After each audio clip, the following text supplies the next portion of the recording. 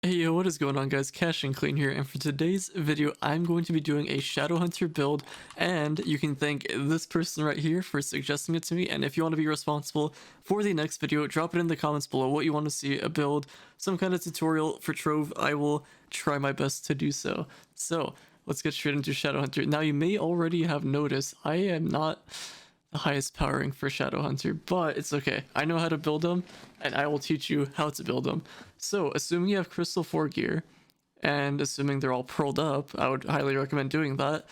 You're going to want to go for... There's two types of builds you can go for. An all-out damage build for Shadowhunter, or a farmer. Most people go for farmer, so I'm going to go with that. So what you want to do is... Shadowhunter is one of those characters that doesn't need attack speed, and I'll explain why in just a second once I get to the gems. But for now, you're gonna have to trust me on this. You want to go for movement speed? I'll just go to my Neon Ninja, because he's gonna have the gear that your Shadowhunter is gonna need. So this is basically what you're gonna want to go for. So as far as the hat goes, the weapon, and the face, that's what you're gonna go for, except you don't want to go for attack speed, because Shadowhunter is already capped on attack speed, so there's just no point. So just go for crit damage and go for movement speed and go for magic find straight in the middle right down there, and I think that's gonna be all good for the gear. All right, so moving on to the ring, ignore the one that I have. Like I said, mine's not even built at all, but what you want, the idea is you don't want to go for critical hit, because Shadowhunter is also just one of those characters that goes over on critical hit. He has a higher base stat for that, so you can just throw on magic find for the ring, just physical damage and magic find. Food is optional, just I would go for more light. The electrolytic crystals is, I think, this one right here. Also, I don't know why I have this glitch, but this food right here, that's a good one. Then as far as the ally, so for the ally, what you want to go for is animated jug. This one will give you movement speed, so as we're building a farming class, you're going to want to go for this one right here, because it gives you physical damage, and it gives you a nice little boost in your movement speed.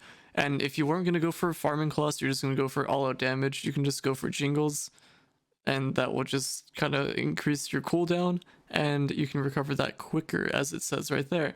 So that's basically that. And then for permatorch, don't go for attack speed. I would just go with the one that my Neon Ninja has right here, the movement speed one, because he doesn't need attack speed. So, and when I say he, I mean Shadowhunter. Neon Ninja needs movements or attack speed, I mean, but ignoring that. So Shadowhunter does not need attack speed. Keep that in mind. So you want to go for the movement speed banner with physical damage, obviously, and the light. The flasks, you're going to be farming, so you can use conjurers, or you can go with deathifying. Just kind of pick and choose at that point. And then as far as the emblems go, you can go with the martial and trailblazing, so you can get a boost to your physical damage, and you can go a little bit faster if you hit Q, or whatever your flask button is. I have mine set to Q, so kind of just pick and choose for that one as well. And then last but not least, since Shadowhunter is not really the most, I don't really farm with them. You could use the Knight subclass. I would honestly just go with the Magic Find one for the subclass. I mean, might as well just get the most out of it. But yeah, apart from that, I think you could probably just go with the Lunar Lancer one as well. But it's you can kind of just pick whatever. It's up to you. I would go with one of those three that I mentioned though.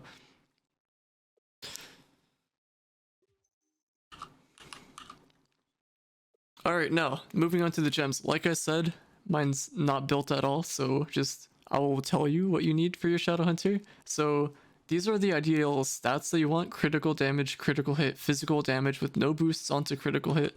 Let me go to a Gemforge just to show you here. So, this is what you want. Just evenly distribute your boosts, these little circles right here, from physical damage to crit damage, and you'll be all set. Make sure there's none on critical hit, and same applies for every other gem.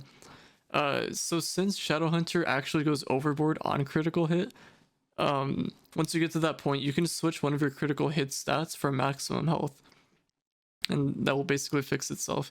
So the most important gem that you want on your Shadowhunter is your class gem, which is called Shadow Blitz.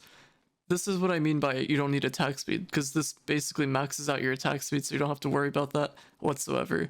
And since we're building a farming class, I would go with Pyrodisc. I don't really have one right now to show you, but you would pick Pyrodisc for one of your spots, and then I like Cubic Curtain. That one's a really good empowered gem, so I would just go with that one.